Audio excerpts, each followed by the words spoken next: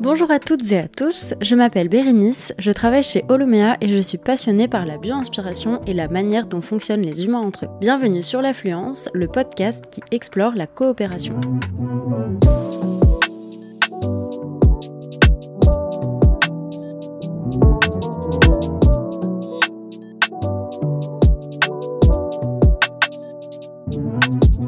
Aujourd'hui, je rencontre Marie Muret-Morin, ingénieure dans le domaine du numérique. Elle s'est reconvertie dans la formation autour du développement durable et de l'intelligence collective, notamment pour les étudiants en post-bac. Dans cet épisode de l'Affluence, nous abordons la démocratie coopérative dont Marie était responsable lorsqu'elle était élue dans le village de Cernay-la-Ville.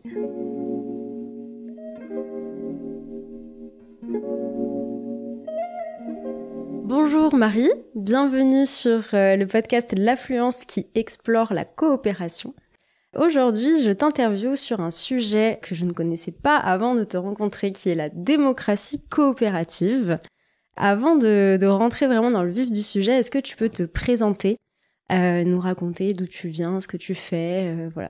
Eh bien, avant même de me présenter, merci beaucoup pour l'invitation, Bérénice. Donc, je vais me présenter. Je suis Marie Muret-Morin. Je suis ingénieure de formation. Et puis, après avoir passé 10 ans dans l'informatique, le numérique, la gestion de projet, le management, je me suis reconvertie dans la formation, spécialisée vraiment dans tout ce qui va être post-bac et auprès d'étudiants, ingénieurs, d'écoles de commerce, futurs RH, DRH, etc. Centrée autour du développement durable, d'un côté, et puis l'autre côté, c'est les soft skills et en particulier l'intelligence collective. Voilà. Et dans ce cadre-là, j'ai eu également la chance de pouvoir être élue avec un groupe de copains, on peut dire ça comme ça, dans mon village en 2020. Faut imaginer que c'est quand même pleine crise du Covid. On a été élus et on n'a pas pu prendre notre place tout de suite. Et on a été élus dans l'idée que justement notre village pouvait être un village dans lequel il fait bon vivre. Et puis on peut co-construire les projets avec les habitants et pas uniquement les élus qui se mettent en une position de sachant. Justement, moi, cette question d'être élu, je trouve que c'est vachement intéressant et j'aimerais bien savoir qu'est-ce qui t'a donné envie de t'engager en fait à ce niveau-là, parce que on sait qu'aujourd'hui il peut y avoir différents types d'engagement, que ce soit professionnel, associatif, politique, etc. Et pourquoi, enfin, qu'est-ce qui toi t'a donné envie ou comment tu t'es sentie de t'engager dans cette mission-là? Alors ça s'est vraiment fait par hasard. C'est-à-dire que j'ai toujours été plutôt engagée d'un point de vue personnel. Donc j'ai fait pas mal d'ateliers zéro déchet, par exemple. J'ai fait des échanges avec des amis toujours au sein de ce petit village dans lequel j'habite. Et puis au cours de conversations, je rencontre une personne qui donc s'appelle Claire Chéret, qui est aujourd'hui le maire de mon village, qui est elle élue. Elle n'est pas encore maire. Et on sympathise. Et après, elle fait appel à moi, elle est encore une fois élue, mais elle se fait appel à moi au moment du grand débat. Et elle m'explique que ils sont en train de réfléchir au niveau du conseil municipal à mettre en place des événements, en tout cas déjà un événement d'échange avec les habitants de la commune, et qu'elle aimerait bien que je co-anime cet événement-là avec une autre personne qui elle aussi est élue, mais qui a une vision un petit peu différente de la mienne. Et j'accepte. Et puis au final, ça ne se fait pas, parce qu'il n'y a pas la demande particulière, mais je reste dans un coin de sa tête. Et quand elle décide de monter sa liste pour les municipales, elle m'appelle. Et elle m'appelle au départ pas du tout sur l'aspect co-construction, intelligence collective, elle m'appelle pour mes connaissances en développement durable. Et donc je vais co-construire avec elle et avec les autres futurs élus de la liste un programme de développement durable. Ça commence comme ça. Sauf que, je vais expliquer 2-3 petites choses pour les gens qui ne savent pas comment ça fonctionne. Quand on va aux urnes pour élire un maire, en fait. En réalité, on n'élit pas un maire, on élit une liste. Et c'est le premier, en général, de cette liste qui est élu. C'est lui qui va être maire. Et le deuxième va avoir le second rang au niveau, entre guillemets, d'importance au sein du conseil municipal. Et donc, c'est le premier adjoint, etc., etc. Donc, en fait, il y a vraiment un rang qui a une importance. Le maire est le premier sur la liste, et puis après, ce sont que les adjoints. Une fois qu'on a passé tous les adjoints, eh bien, on a les élus, on va dire standards. Le problème, c'est qu'en France, et c'est une chose qui est positive, il faut qu'il y ait un homme, une femme, pour assurer l'égalité. Et dans notre cas, elle voulait c'est amusant à dire, mais c'est la réalité. Elle voulait un adjoint développement durable. Et le seul, on va dire, la seule place, le seul rang qui était disponible, il fallait forcément que ce soit un homme. L'ironie, l'ironie du sort. Alors, je t'avoue que sur le moment, je l'ai pas très bien pris. Et puis après, voilà, on comprend. Moi, j'ai toute confiance en la personne qui a été élue à ce poste-là. C'est quelqu'un de très engagé. Et puis, voilà, il n'y a pas de souci sur ce principe. Mais du coup, avec Claire, on en a discuté. Et elle était vraiment convaincue par la nécessité de faire de la co-construction. Et c'est là elle me dit, mais j'aimerais bien que tu aies ce rôle-là, en fait, d'être responsable de la démocratie coopérative. Il faut savoir qu'en parallèle, on avait décidé de s'engager dans un pacte citoyen. Et pour cela, il fallait assurer, pas forcément une co-construction, mais en tout cas d'échanger régulièrement avec les citoyens et s'assurer que on répondait bien aux besoins réels des citoyens. Justement, j'allais te poser la question, quand tu dis qu'elle était persuadée que c'était intéressant d'avoir la co-construction, etc., etc. Pourquoi cette conviction ? Qu'est-ce qui a amené à ça ? Alors, c'est très lié aussi à son propre parcours à elle. C'est-à-dire qu'elle a été présidente d'association et elle a vécu le projet sur lequel elle a travaillé toute seule, d'arrache-pied, en ayant fait vraiment le maximum, où elle était convaincue. Et quand elle l'amène au bureau de son association, il y en a plein qui sont contre ou qui critiquent. Et elle a compris l'importance de prendre les avis et de co-construire parce qu'on a une vision qui est quand même très ciblée au départ, c'est la nôtre, et elle peut différer évidemment de la vision des autres protagonistes en fonction du projet. Et donc, par là, elle a compris que à la fois la co-construction, c'était important pour être sûr qu'on répond bien aux réels besoins, mais aussi pour l'adhésion au projet. Il y a vraiment ces deux facettes-là. Et donc, à partir de cette expérience, puis après, en tant qu'élue, elle était élue au niveau de la scolarité et la jeunesse, elle a bien vu la nécessité d'aller vers cette direction de co-construction. Je suis peut-être allée un peu trop loin sur la nécessité, c'est peut-être pas une nécessité, mais en tout cas l'intérêt d'y aller. Ouais, nécessité relative, mais pour améliorer, on va dire, tout un tas de choses, il y avait cette envie aussi de passer par ce mode-là plus inclusif et plus coopératif. Et puis je pense qu'il y a aussi le fait que nous, on sortait d'une phase où le village avait eu le même maire pendant une vingtaine d'années. Très compétent. Mais c'était pas du tout le mode de fonctionnement, on était vraiment très très éloignés, de la précédente municipalité. Donc je pense qu'il y avait aussi cette volonté de la part de Claire de proposer quelque chose de nouveau. Et il faut savoir que mon village, c'est un village qui est donc juste à côté de Rambouillet, Cernay-la-Ville, on peut peut-être le citer quand même. Oui, je pense qu'on peut le citer. Voilà, Cernay-la-Ville. Je fais ma petite pub pour mon village. C'est là où vous trouvez l'abbaye des Vaux-de-Cernay, entre autres. Donc dans le parc naturel régional de la Haute-Vallée de Chevreuse. Et on est juste à côté d'une ville, un village qui s'appelle les Molières. Et les Molières sont vraiment connus pour avoir mis en place cette démocratie coopérative, participative. On pourra peut-être expliquer la distinction entre les deux un petit peu après. Donc avec les Molières, on a vu qu'un conseil municipal pouvait, je mets des guillemets, mais s'effacer au profit d'un vraiment un collectif citoyen qui, avec le bon cadre, pouvait vraiment faire germer des projets extrêmement pertinents et faire évoluer le village dans une direction souhaitée. C'est vraiment ça, en fait. Donc ça a inspiré Claire, ça nous a inspiré tous, parce qu'on s'est tous retrouvés autour de ça. On a également pas mal échangé autour d'un livre qui s'appelle « Des communes et des citoyens ». Ce livre-là, il est très intéressant parce que justement, ce sont des témoignages de villes, souvent plutôt des villages, des petites communes, dans lesquelles on a décidé de ne pas faire, on va dire, comme avant, si je peux me permettre, ou en tout cas de pas, encore une fois, je réutilise ce mot-là, pas avoir un conseil municipal ou des élus qui se mettent en position de sachant. Et ça, je pense que c'est vraiment l'essentiel.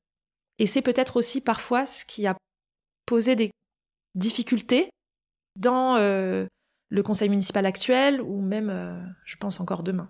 C'est cette difficulté de se mettre un peu plus en retrait.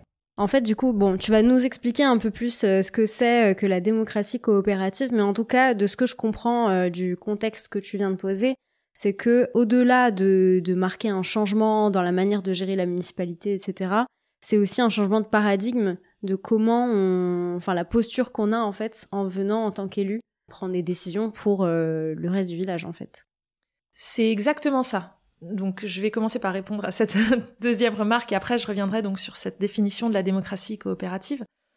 Quand vous êtes élu, comme nous, on l'a été, et qu'on prend le relais d'une municipalité qui a duré une vingtaine d'années, il y a des choix qui ont été faits pendant une vingtaine d'années. On est élu sur un programme, c'est ce qu'on souhaite faire du village. Sauf que c'est comme toute personne qui arrive en achetant une maison. La maison, elle vient avec ses fondations, avec son histoire. Et donc, il y a peut-être des travaux à faire qui n'étaient pas prévus au départ au moment de l'achat, des urgences qu'on n'avait pas identifiées. Quand tu achètes une maison qui a déjà du vécu, il y a ce que tu vois quand tu achètes, et puis il y a la réalité, potentiellement, l'électricité, elle n'est pas tout à fait aux normes. Heureusement, on a quand même quelques diagnostics aujourd'hui. Dans les mairies, t'as pas ça. Et donc, quand tu arrives, on te donne des gros dossiers, on te dit, par exemple, il y a une fuite dans le tel bâtiment municipal et il faut absolument trouver, je dis n'importe quoi, 50 000 € pour refaire la toiture. Et encore, je suis gentille, je pense, avec 50 000 €. Et ça, c'est pas dans ton programme. Et surtout que c'est normal d'avoir un plan co-construit avec des grandes idées sur qu'est-ce que je vais pouvoir faire dans les X années qui me sont données. Mais effectivement, après, il y a les aléas du quotidien, les imprévus, le contexte, les gens. Donc forcément, ouais, tout évolue. Et puis, je rajouterais que, en termes d'aléas, je leur tire mon chapeau. Parce qu'il faut quand même expliquer à nos auditeurs que moi, j'ai fait le choix, il y a ça quelques années, de démissionner de mon poste. J'expliquerai un petit peu après pourquoi j'ai démissionné de mon poste. Mais donc, mes amis, mon équipe est toujours en place. Et là, ils ont dû faire face aux inondations. Oui, il y avait beaucoup d'impact dans la région, c'est ça? Oui, on a eu pas mal de personnes qui ont été inondées. Certaines ont dû quitter leur logement. Donc ça, faut imaginer que nous, on est une petite commune où il y a 1500, 1600 habitants. Donc ce que ça signifie, c'est quoi? Ce sont des élus qui passent le week-end à se relayer pour assurer un standard téléphonique avec les pompiers, la Croix-Rouge, etc. Ce sont des élus qui sont pas payés. Faut vraiment prendre conscience de ça. C'est du bénévolat sur cette taille de commune. Alors pas tous les élus. En tout cas, une majorité d'élus n'ont pas de rémunération et qui se relaient jour, nuit pour pouvoir répondre aux concitoyens qui se retrouvent sans rien. Et on espère que ça va pas se reproduire, mais avec les enjeux actuels de réchauffement climatique. Ouais. De toute façon, là, c'est justement, on commence à adapter dans ces situations qui vont être de plus en plus extrêmes et plus en plus fréquentes potentiellement. Exactement. Est-ce que, du coup, tu peux nous expliquer qu'est-ce que c'est, en fait, une démocratie coopérative? Effectivement, je pense qu'il y a peut-être plusieurs personnes qui nous écoutent qui ont déjà entendu parler de démocratie participative. Mais voilà, est-ce que tu peux nous donner un peu, nous définir cette notion et nous dire, qu'est-ce que c'est et en quoi c'est différent de la participative? Alors, je vais vous expliquer ce que nous, on a mis en place dans notre commune. La distinction qu'on y fait en termes de démocratie participative et coopérative, c'est vraiment lié à la place du concitoyen dans le choix de ce qui va être réalisé. C'est-à-dire que dans une démocratie participative, on va demander l'avis des concitoyens, on va animer des ateliers, on va peut-être même écrire un projet ensemble, mais il n'y a rien qui assure le fait que ce projet qui a été écrit ensemble soit présenté au conseil municipal pour un vote. Ça, c'est dans certaines communes ce qui est décrit comme la démocratie participative, c'est-à-dire que le concitoyen participe. Nous, dans la démocratie coopérative, c'est vraiment une coopération élue et concitoyen. Donc ça veut dire que les projets qui sont co-construits sont systématiquement proposés au vote en conseil municipal. Alors évidemment, ça se fait pas comme ça. Il y a un cadre. Déjà, la première chose que nous, on a fait, c'est qu'on a écrit une charte de la démocratie coopérative. Et dans cette charte, entre autres, il est défini que les comités qui ont été mis en place, il y ait plus de citoyens que d'élus dans ces comités. Et ça, c'est important, parce que c'est pas forcément le cas. Et très souvent, on va retrouver dans des comités liés à des communes plus ou moins grandes, une majorité d'élus. Comme ça, entre guillemets, les idées des élus sont en majorité. Juste une petite précision de vocabulaire, les comités qui sont formés, c'est par projet par exemple? Alors c'est par thème. Ok. C'est-à-dire que il y a très régulièrement, on va retrouver un comité urbanisation. D'accord ? C'est s'il y a des demandes de permis de construire. Voilà, ça peut être voté par le comité ou évalué par le comité. Donc ça, c'est des comités qui sont très fréquents. On peut avoir un comité lié à la finance. Et puis, après, il y a des comités. Chaque mairie décide du comité qui met en place ou pas. Donc nous, on a un comité développement durable, par exemple. On a un comité vie du village dont le rôle, c'est d'organiser chaque année certains événements très ponctuels dans le village, comme le marché de Noël ou la fête du village, pour qu'il y ait une animation régulière. Même si on a des associations qui sont très très présentes, ça assure qu'il y ait ce rendez-vous annuel. Mais alors du coup, comment vous faites pour engager les citoyens dans ces comités-là ? Parce que moi, j'ai l'impression que si j'avais envie de m'engager dans un comité, j'aurais peut-être besoin de passer par la case être élu. Mais en fait, là, du coup, ça renverse un peu. En fait, on peut s'investir, peu importe finalement si on est élu, pas élu, habitant, mais depuis combien de temps. Enfin, quels sont un peu les critères et comment donner envie aux citoyens de participer au comité ? Alors, c'est une bonne question, parce que c'est un peu le pendant de ça. Nous, on a voulu créer plein de comités pour que les citoyens puissent s'engager. Très vite, eh bien, on retrouve des citoyens qui s'engagent, qu'on retrouve déjà dans les associations, qu'on retrouve qui étaient déjà potentiellement d'anciens élus, d'accord, ou qui font partie ou qui faisaient partie, des listes concurrentes au niveau des municipales. Ça, c'est le premier point. Aucun souci. Sauf que quand on voit le nombre de comités qu'on a, il y a un moment, il faut aussi qu'il y ait d'autres personnes qui viennent. Et ça, c'est la difficulté que nous, on a eue. Concernant ta question, est-ce qu'il y a, entre guillemets, des règles à respecter ? Est-ce qu'il faut rentrer dans des cases ? Absolument pas. Mais c'est ce qui va freiner certains à répondre à l'appel. Nous, on fait des appels dans on a un journal municipal. On utilise un outil aussi qui s'appelle Iliwap, qui permet de pousser de l'information auprès des Cernésiens.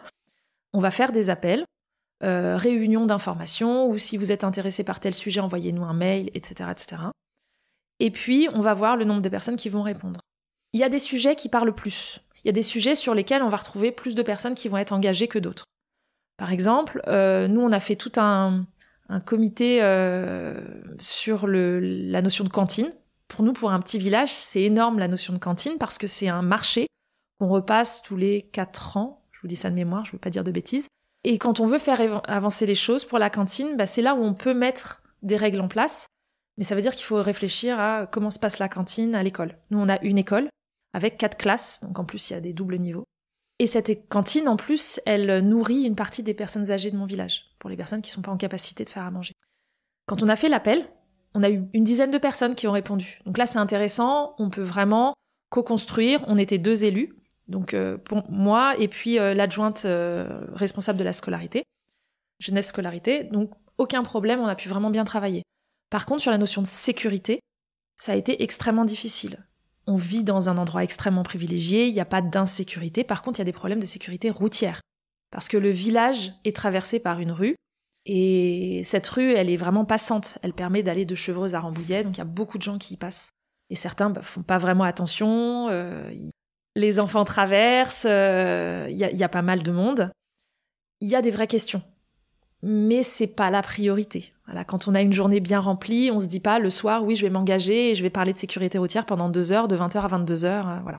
Donc c'est difficile. Donc du coup, tu dirais qu'en fait, selon les comités, selon les sujets, il y en a où c'est plus facile d'aller recruter si c'est un sujet qui va toucher du monde ou susciter de l'intérêt, et t'en as d'autres où du coup, il y a peut-être moins de participation.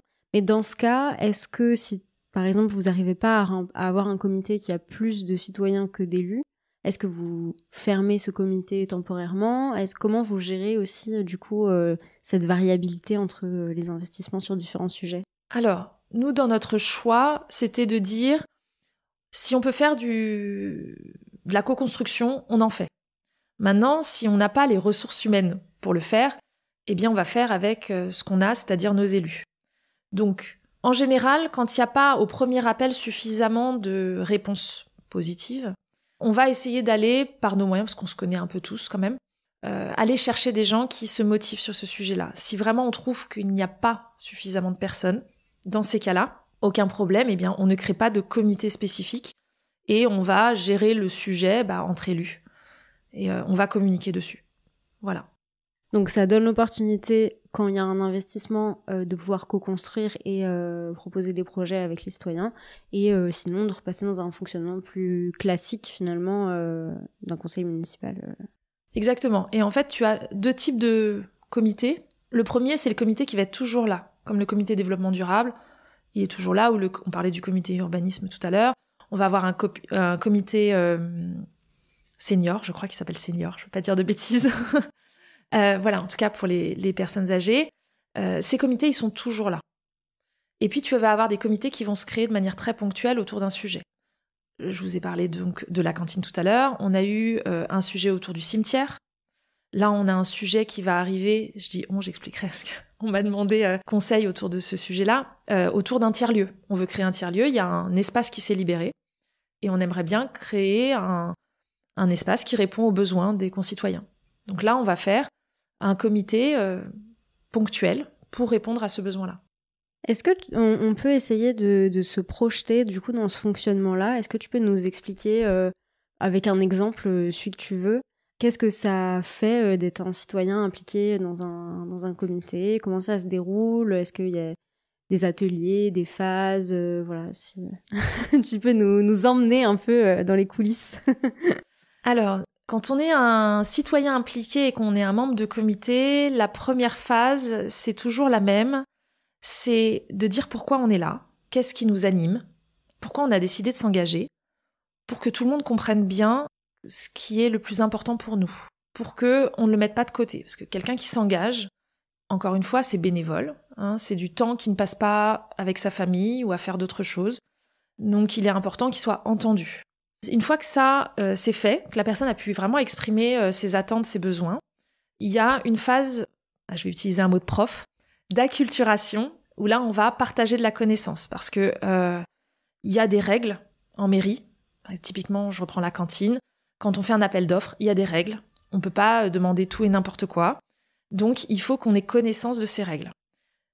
Si je reste sur la cantine, il y avait aussi une méconnaissance de la part des parents qui ont participé au comité, puisque leur vision de la cantine était uniquement le retour de leurs enfants. Et donc, on a vu avec la personne en charge de la cantine, on lui a demandé « Est-ce que tu serais d'accord pour qu'il y ait des parents qui viennent observer pour se rendre compte de la réalité, avant même qu'on réfléchisse à ce qu'on pourra écrire dans le cahier des charges, dans l'appel d'offres ?» Et elle a accepté. Et donc, on a eu, je sais plus, je crois que c'est 4 ou 5 parents. Alors, c'était que des mamans, 4 ou 5 mamans qui sont venues. Et dans le discours, il y a vraiment eu un avant-après.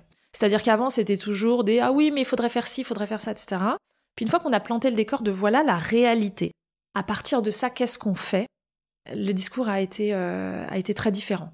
Et ça, je pense effectivement que c'est une phase qui est très importante dans beaucoup de quotidiens professionnels, mais c'est toujours plus facile de dire yaka, faucon, quand on sait pas exactement ce qui se passe.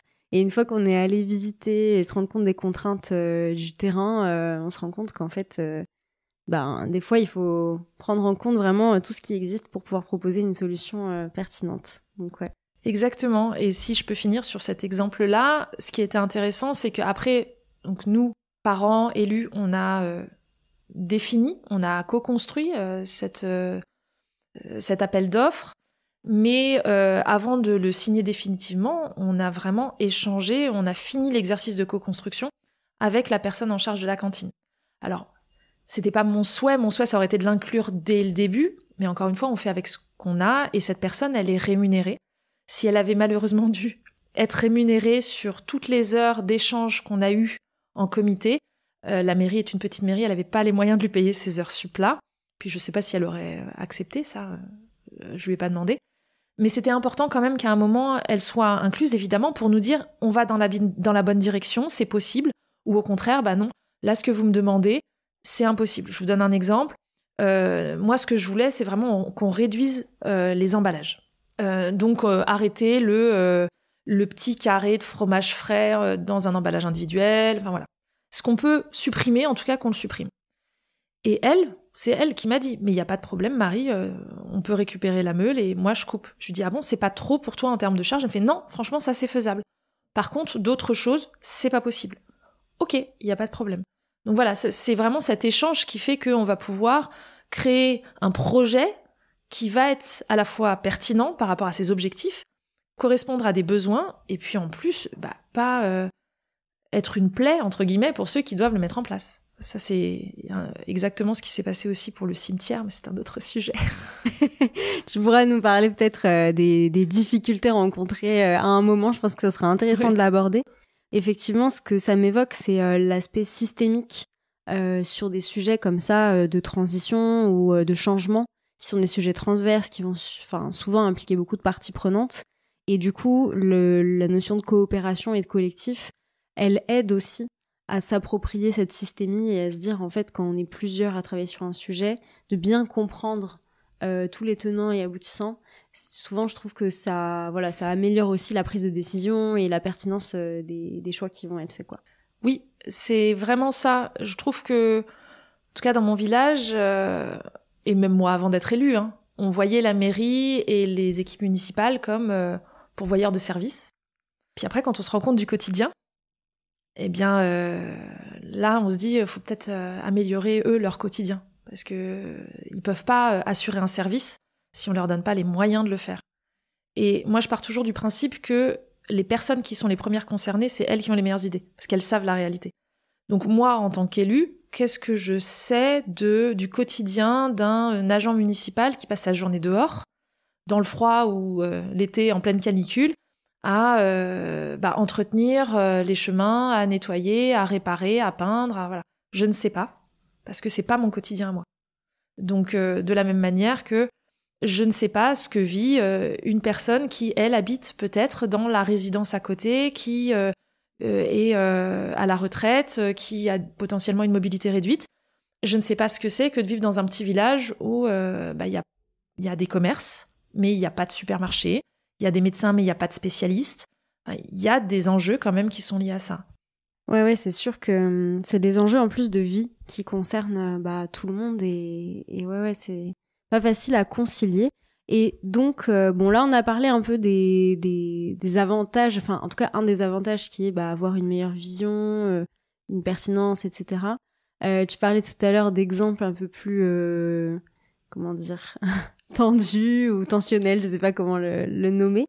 Mais quelles sont, du coup, les difficultés ou les points un peu plus bloquants dans ce type de fonctionnement collectif, de fonctionnement démocratique? Le point le plus bloquant pour moi, ça a été convaincre les élus qui parfois sont un peu réticents ou parce que eux ont un poste à responsabilité dans leur entreprise, leur quotidien, eh bien ils ont du mal à se dire oui, on va co-construire, on va pas juste prendre la décision en fonction des informations qu'on a, mais on va se laisser la possibilité d'aller dans une direction qu'on n'avait pas identifiée. Et je mets vraiment le doigt sur ce point-là parce que moi, au sein de mon comité, il y a beaucoup de gens qui ont des responsabilités dans la vie, dans leur vie professionnelle. C'est là où on voit aussi les habitudes qu'ils ont au travail. Ça a été une vraie difficulté pour moi parce que moi, j'ai connu ça quand je travaillais dans l'informatique et je m'en suis complètement détachée parce que moi, je veux plus revoir ça. Pour moi, ça fonctionnait pas en tout cas. Quand je dis vraiment pour moi, c'est à titre personnel. Donc quand je me retrouvais avec des comités qui se remettaient à fonctionner avec un élu qui est assez directif et qui est pas toujours à l'écoute de ce que va dire les personnes qui sont dans le comité, j'avais beaucoup de mal. Ça, on va dire que c'est le premier point. Donc, en fait, la première étape, c'est que j'ai fait un atelier, un World Café, avec les élus, et on a travaillé autour de la charte. Ça a été en fait, on a co-construit la charte entre élus, pour qu'ils découvrent déjà le principe des ateliers d'intelligence collective, de co-construction. Et puis, j'avais fait des petites bonnes pratiques. J'ai fait des petites clés de succès, et dedans, il y avait bien l'importance de mettre un cadre. Parce que certains, encore aujourd'hui je pense, ont très peur de du citoyen qui va râler plus fort que les autres et du coup qui va imposer sa vision dans un comité. Et moi, j'explique bien que le principe en intelligence collective, c'est qu'on met un cadre de confiance que tout le monde valide. Donc à partir de ce moment-là, s'il y en a un qui ne le respecte pas, les autres ont tout à fait le droit, c'est même leur rôle, de dire « Ah bah non, là, on n'est pas dans le cadre ». Oui, les limites servent aussi à protéger le collectif, mine de rien. Exactement. Et ça, pour certaines personnes, c'est difficile à intégrer. Du coup, on se retrouvait avec des comités, avec un élu, qui préparait beaucoup de choses en amont. Mais oui, mais si tu prépares la solution, le comité, il va juste dire oui ou non, mais il va pas co-construire. Et ça, c'est quelque chose que j'ai pas encore complètement réussi à faire passer. Alors, j'espère que la personne qui a pris le relais n'a pas lâché l'affaire. Je pense que c'est aussi une question de caractère, une question de vécu. Il y a plein de choses qui vient se jouer à ce moment-là. Mais on s'est retrouvés dans des situations parfois un peu surprenantes. Je vais donner un exemple. Donc moi, je faisais partie d'un comité... je faisais un peu partie de tous les comités, du coup, mais en particulier le comité communication. Et on se dit, la communication, elle n'est pas forcément très très bonne. Il y a un journal papier. Est-ce qu'on reste sur du papier? Est-ce que c'est pertinent? Enfin voilà, on se pose plein de questions. Et on se rend compte qu'il y a plein d'infos qu'on n'a pas en tant qu'habitant du village. Et donc, on aimerait améliorer ça. Le comité est composé à majorité de non-élus. On co-construit. Et donc, moi, j'anime l'atelier de co-construction. On fait plusieurs ateliers, mais on arrive vraiment à une solution qui est intéressante de se dire, on va faire, alors nous, chez nous, ça s'appelle les brèves. On va faire des brèves mensuelles beaucoup plus courtes qui vont être en ligne pour la majorité des gens, et puis pour les personnes qui n'ont pas accès à Internet, je pense surtout à nos anciens pour certains, eh bien, ils vont pouvoir le recevoir, continuer à le recevoir en papier, il n'y a pas de souci. Par contre, donc on réduit la taille des brèves. Par contre, à côté de ça, on va faire un trimestriel ou un semestriel papier qu'on va distribuer dans toutes les boîtes aux lettres. Et c'est vraiment, ça va nous permettre de revenir sur les temps forts, les projets, voilà, de faire vraiment un point de voilà ce qui s'est passé sur les 6 derniers mois dans notre village. J'ai animé cette réunion, on était tous d'accord, sauf qu'en fait, ce qui s'est passé, c'est que dans la tête de certains élus, eh ben parce que j'ai animé la réunion, c'était mon projet. Et quand après, il a fallu le mettre en place, et moi, c'était un moment où, professionnellement parlant, j'avais énormément de travail. J'étais vraiment sous l'eau. Et donc, j'ai pas pu me libérer pour travailler sur ce projet-là. Et ça m'a été reproché. Et je pense, avec le recul, que le reproche était dans la logique de cette personne-là tout à fait pertinente, puisque comme j'avais animé la réunion, pour cette personne-là, j'étais, je mets des guillemets, chef de projet. Or, non, j'étais que facilitatrice. Donc, je pense qu'il y a vraiment cette méconnaissance. J'ai eu beau le dire et le redire, de c'est toi qui as animé, donc c'est toi qui deviens responsable du projet. Et donc, si j'avais écouté ça, j'aurais été responsable de beaucoup de projets, à force d'animer des réunions. Donc, la peur, la méconnaissance, et le dernier point, qui a été difficile pour moi à entendre, mais c'est la réalité, encore une fois, c'est que dans le cadre de confiance, moi, je mets toujours la notion de bienveillance. Je mets toujours 4 règles, l'écoute, la confidentialité, la bienveillance et parler en son jeu, pour qu'on n'aille pas sur le « on est tous d'accord », on voit tous la même chose. Non, il n'y a pas de « on », c'est moi par rapport à ce que je sais et ce que je connais. Quand j'ai fait ce cadre de confiance-là avec les élus, j'ai un élu à la fin, un ami, qui m'a dit « mais la bienveillance, Marie, franchement, oh là là, c'est le temps des bisounours, quoi ». Ça m'a sidérée. Et je lui dis « ben oui, mais si tu le dis pas, tu peux pas l'attendre en face, tu peux pas l'exiger. » Non, mais Marie, franchement, je comprends pas, moi. Et là, vraiment, j'ai été sidérée parce que je me dis, cette personne-là, elle est un petit peu passée à côté de ce que je voulais exprimer. Donc là, je me suis dit, j'ai raté quelque chose. On y reviendra plus tard. C'est vrai que la bienveillance, c'est un mot aujourd'hui qui est à prendre avec des pincettes. J'ai l'impression parce que on peut tout justifier par non mais je te le dis en bienveillance et puis après mettre des gros taquets mais en toute bienveillance hein, bien sûr vraiment bien sûr c'est très bienveillant et donc à la fois c'est extrêmement important pour faire ressentir aussi de la confiance aux personnes qui participent pour qu'elles puissent s'exprimer, pour qu'elles puissent proposer des idées et se sentir légitimes aussi de participer. Et à la fois, je comprends la remarque un peu de dire non mais c'est bisounours, voilà. Mais c'est toujours un équilibre à trouver finalement. Mais c'est vrai que moi je trouve que ce qui est intéressant là dans ce que tu soulèves, c'est de dire en tant que facilitateur, facilitatrice, personne qui tient le champ du collectif, t'as besoin d'exprimer les valeurs qui sont importantes pour toi et ce que tu vas tes points d'attention en fait qui vont te servir de guide dans l'animation de tes sessions. Et donc effectivement toi quand t'arrives et que tu dis bah voilà mes 4 piliers, bah ça te permet d'avoir voilà ce cadre qui fait que quand il y a des débordements ou des choses comme ça, tu vas pouvoir aussi être attentive à ces aspects-là et du coup vraiment maintenir cette attention collective sur ces sujets. Oui, alors je précise quand même que je n'impose pas. Comme c'est quelque chose que je fais souvent en cours avec les étudiants, c'est vrai que je leur dis, voilà, moi j'ai ces 4-là. Après, en général, que ce soit en atelier de co-construction ou en cours, il y a toujours la phase où je dis, est-ce que vous êtes d'accord ? Est-ce que vous voulez rajouter quelque chose ? Est-ce que c'est clair ? Parce que la confidentialité, c'est quelque chose qui peut surprendre. Et tu viens de parler de confiance, mais en fait, c'est ça. C'est-à-dire que si j'ai pas de confidentialité, je peux pas assurer une confiance.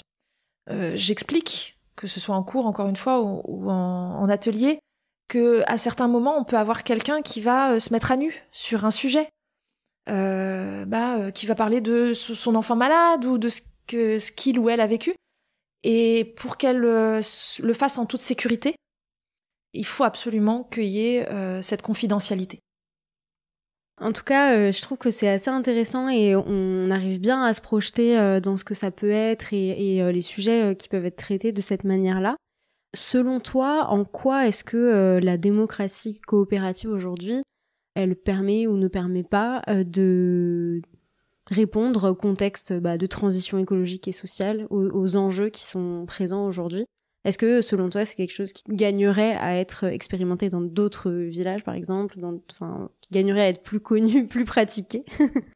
Alors, la réponse est oui, bien sûr. Je suis convaincue. Déjà, il faut se rendre compte que c'est quand même un fonctionnement qui existe en France. Alors, je suis pas du tout là pour faire de la politique, même si, au final, je me suis engagée. Mais quand on regarde la Convention citoyenne pour le climat, ça a été fait en intelligence collective. Et ce qui en est ressorti, on peut ne pas être d'accord, on peut critiquer, etc. Mais quand on regarde, on s'intéresse à la manière dont ça a été mené de main de maître. Donc c'est quelque chose qui, au niveau du gouvernement, revient régulièrement. Après, ce qu'ils en font, ça c'est autre chose. Et je trouve ça extrêmement pertinent de se dire, pourquoi ça descend pas ? Parce qu'en fait, le citoyen, ce qu'il voit au quotidien, c'est pas forcément les actions du gouvernement, mais c'est ce que fait sa commune. C'est sur quelle route il va rouler. Est-ce qu'il y a des bus pour mes enfants le matin ? Est-ce que mes impôts locaux vont augmenter ? Est-ce que j'ai de la lumière dans la rue pour rentrer chez moi le soir tard ? Est-ce que les déchets sont bien ramassés ? Ça, c'est le quotidien de chacun. Donc, ce qu'on voit le plus, c'est ce quotidien et ce que font ces élus de proximité. Et je fais une petite aparté, c'est un sacerdoce. C'est-à-dire que moi, j'ai une grande admiration pour toute l'équipe qui est restée en place, pour tous ceux qui, partout en France, relèvent ce défi, parce que c'est un vrai sacerdoce. Quand on est élu municipal, on est le premier rempart de l'État. Donc, on va avoir cette image pour certains de nantis, alors que derrière, nous, on sait que, surtout sur les petites communes, je l'ai déjà dit, c'est bénévole. Et c'est d'ailleurs pour ça, en fait, que moi, j'ai arrêté. Parce que je voyais pas mes enfants, j'avais des enfants en bas âge, que je travaillais parce que je suis à mon compte, donc si je travaille pas, j'ai pas de rémunération. Il y a un moment, en fait, je n'arrivais pas à m'engager autant que j'aurais aimé l'être. Et comme j'avais pas cette rémunération derrière, il y a un moment, il a fallu que je fasse un choix. Et donc, on est cette première rempart, cette espèce de notion de vous êtes élu, donc on va se faire avoir. Donc, il y a quoi dans les finances ? Je suis sûre qu'ils volent de l'argent ou ils veulent pas aller dans la bonne direction. Enfin, il y a toujours cette peur. On va se méfier, cette méfiance. Et du coup, quand on est élu, on se retrouve du jour au lendemain avec cette méfiance. Alors que on en a beaucoup dans le groupe, au conseil municipal, qui ont été membres d'associations, présidents d'associations, de bureaux d'associations. Et c'est un vrai changement parce qu'avant, on voyait des gens qui nous remerciaient. Ah, vous êtes bénévole, ah, bravo, merci beaucoup pour votre engagement, pour le temps que vous y passez. Et puis quand on est élu, c'est ouais, non mais bon, on sait que vous nous dites pas tout. Hein. Tu vois, c'est très très surprenant, quoi. Oui, ouais. Même dans la tête des citoyens, il y a une bascule qui se fait du moment que tu as le titre élu, en gros, accolé à ton nom, quoi. C'est fou.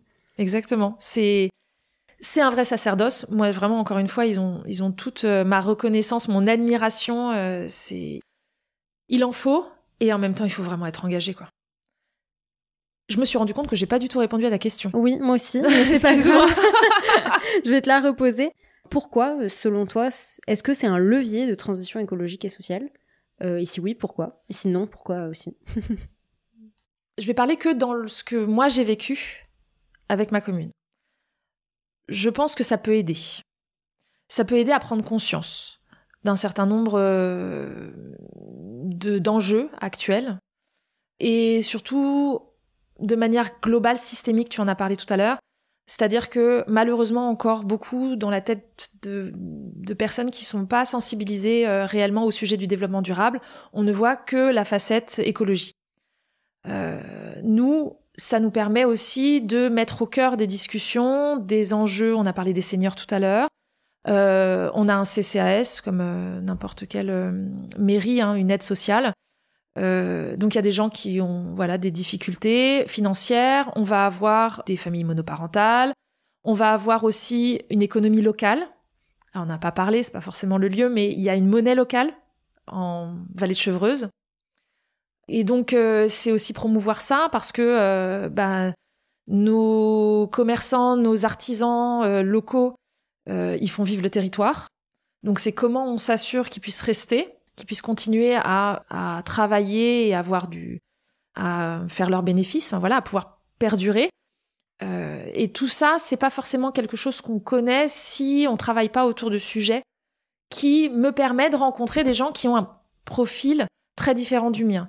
Et c'est surtout ça que je trouve hyper intéressant avec la co-construction, c'est que je vais rencontrer des gens qui ont un profil extrêmement différent du mien, qui ont pas le même métier, qui n'ont pas le même quotidien que moi, pas le même âge, pas le même vécu, et donc ils vont avoir un point de vue extrêmement différent.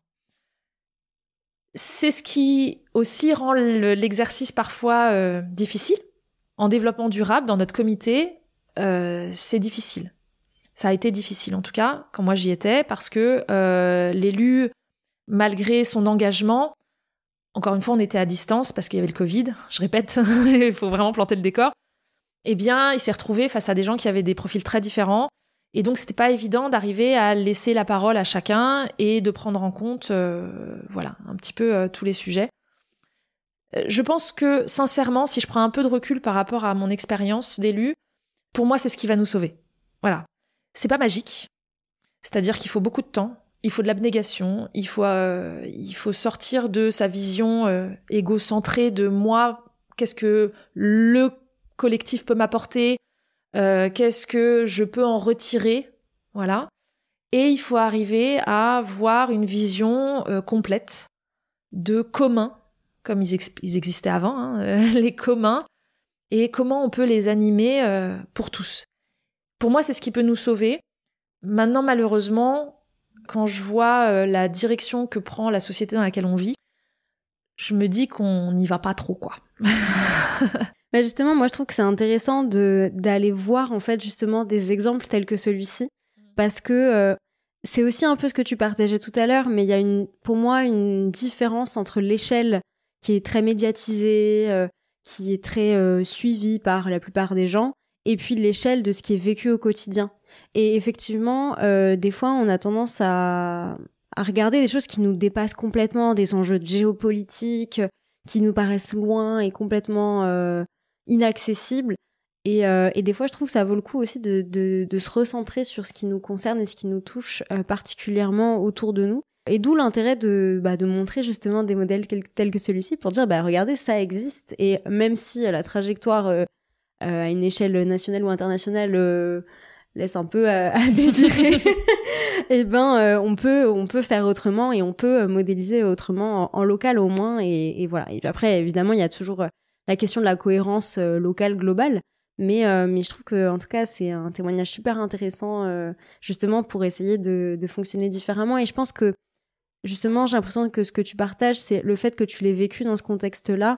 Ça aide aussi à s'ouvrir à d'autres manières de penser et peut-être dans d'autres contextes. Tu disais tout à l'heure qu'il y avait des personnes qui travaillaient aussi dans des entreprises, etc., à côté de leur mission d'élu. Peut-être que du coup, cette expérience-là leur a permis aussi peut-être de ramener dans leurs autres communautés des fonctionnements qu'ils ont pu expérimenter dans ce cadre-là. Ça serait le rêve. Ouais. Ce que je voulais préciser, là je t'écoutais résumer tout ça, c'est qu'il y a, je pense, aussi une nécessité d'être patient.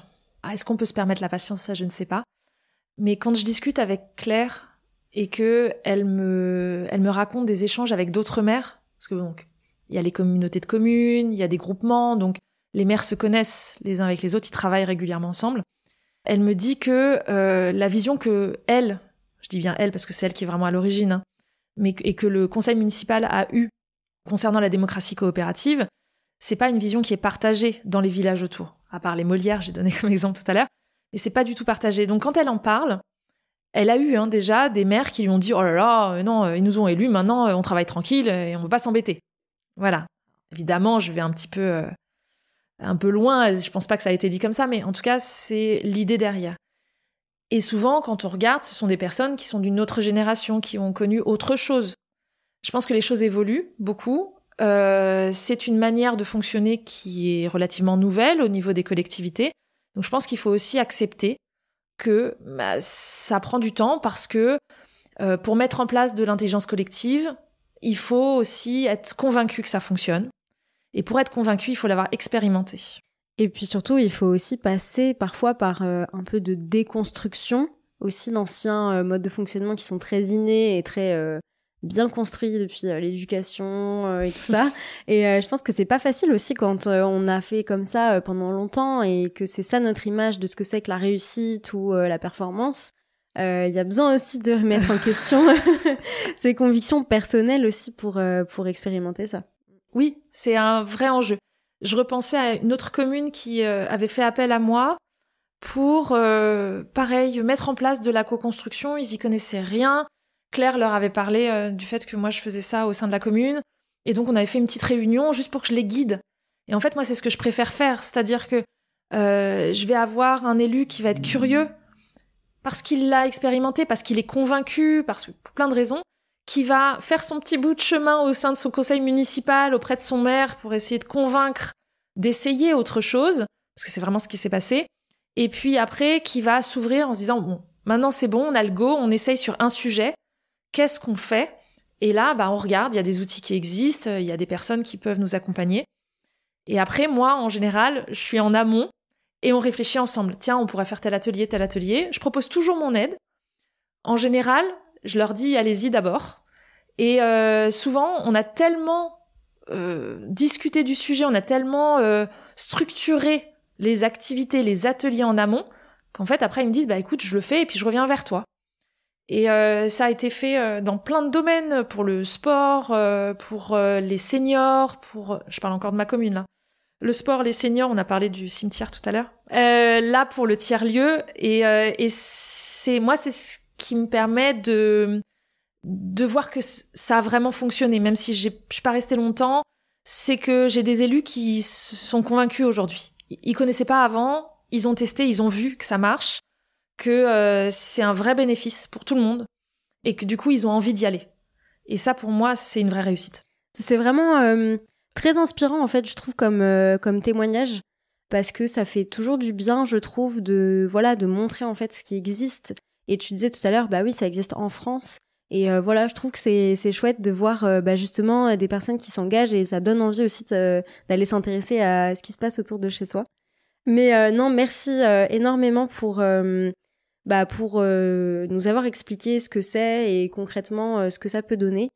C'était très très enrichissant et très inspirant, donc merci beaucoup. Merci beaucoup de m'avoir invitée.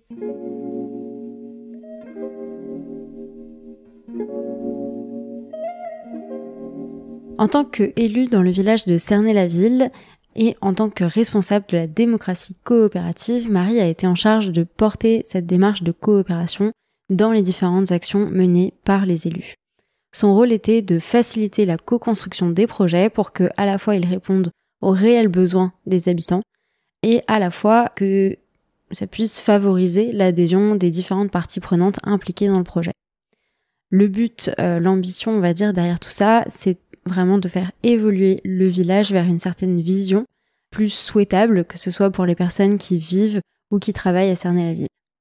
La démocratie coopérative, c'est une approche qui est vraiment basée sur la co-construction entre les élus et les citoyens et dont les projets sont systématiquement présentés au conseil municipal, ce qui la différencie de la démocratie participative dans laquelle on va consulter les citoyens, mais sans forcément que le projet soit présenté au conseil municipal et voté par les élus, etc.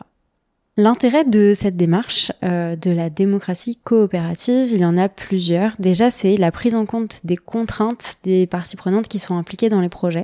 On l'a vu notamment avec l'exemple de la cantine, mais de comprendre en fait les vrais enjeux et les vraies contraintes des personnes qui travaillent dans ces situations-là, ça permet du coup d'avoir une meilleure compréhension de la situation.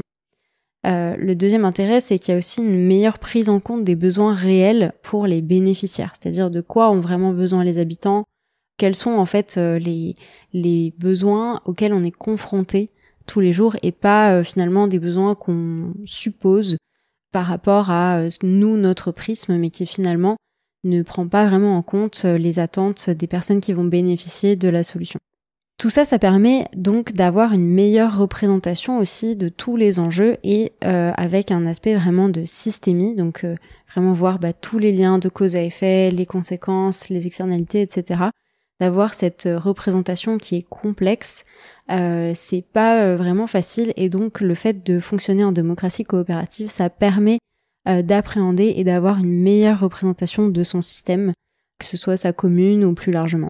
Et donc tout ça, en fait permet tout simplement d'avoir, comme on l'a dit plus tôt, des réponses qui sont plus pertinentes, des décisions qui sont plus faciles à prendre, ou en tout cas avec une meilleure compréhension, une meilleure appréhension des enjeux.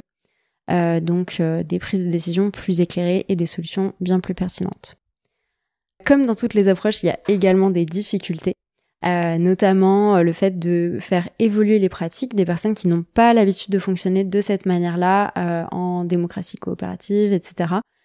C'est pas facile d'intégrer ces fonctionnements-là quand on a appris d'autres types de fonctionnements collectifs auparavant. Et donc c'est tout à fait normal de développer en fait les compétences de la coopération. On a fait un épisode à ce sujet d'ailleurs. Il peut y avoir de la peur, il peut y avoir de l'appréhension, de la méconnaissance aussi. Donc il y a vraiment c'est vraiment un paradigme aussi sur la manière de travailler avec d'autres personnes. Et puis comme on disait tout à l'heure, le côté vision systémique, c'est aussi quelque chose qui peut être un petit peu difficile à appréhender au départ. En tout cas, cette démarche, elle a vraiment son intérêt dans le contexte de transition écologique et sociale, déjà parce que elle permet d'avoir vraiment un rôle aussi, un pouvoir d'action sur des enjeux qui sont locaux, des enjeux de vie qui nous concernent directement à notre échelle. Ça aide également à prendre conscience d'enjeux, à élargir en fait sa vision et pas seulement le voir sous un prisme écologique ou économique ou social, mais d'avoir vraiment ce triptyque. Et c'est vrai que du coup, le fait d'expérimenter peu à peu la vision systémique d'un sujet, que ce soit pour la cantine ou pour d'autres sujets, le fait de commencer petit à petit à se représenter les choses de manière systémique, ça aide pour tous les sujets qui sont complexes comme ceux de la transition écologique et sociale. Également, ça permet de s'ouvrir à rencontrer des personnes qui n'ont pas les mêmes points de vue, qui n'ont pas les mêmes expériences, qui ne sont pas des mêmes générations ou qui ont des vécus qui leur sont propres. Et ça, c'est pareil, ça a vraiment l'avantage d'aller ouvrir les manières de penser, de permettre aussi de peut-être faire évoluer sa posture, que ce soit par rapport au commun, par rapport au collectif, par rapport à comment on travaille ensemble, comment on débat ensemble, etc. Et c'est évidemment des choses qui sont hyper importantes sur des sujets comme la transition où chacun va venir apporter sa perception d'une situation. Et donc je dirais finalement que cette démarche de démocratie coopérative, ça modélise et ça permet d'expérimenter une autre dynamique collective, surtout dans les villes et dans les villages. Et puis que j'ai envie de dire, là c'est Marie qui en témoigne, mais je pense que pour en être pleinement convaincue et pour pouvoir le diffuser à plus grande échelle, l'important c'est aussi de pouvoir le vivre, de pouvoir l'expérimenter soi-même. Et donc ça demande évidemment du temps et de l'engagement, mais on peut commencer sur des petits projets, sur des idées, sur des choses qui ont, on va dire, une petite importance à un certain moment si on n'a pas envie de prendre trop de risques. Et puis ensuite, on va dire, ajouter des crans de manière itérative sur que ce soit pour impliquer plus d'acteurs, ou pour le faire sur un sujet plus important, ou sur de plus en plus de sujets. Mais en tout cas, et puis après il y a des solutions qui existent aussi pour être accompagnée dans ces processus-là. Marie partageait le fait qu'elle accompagne aussi d'autres groupes dans ces démarches-là.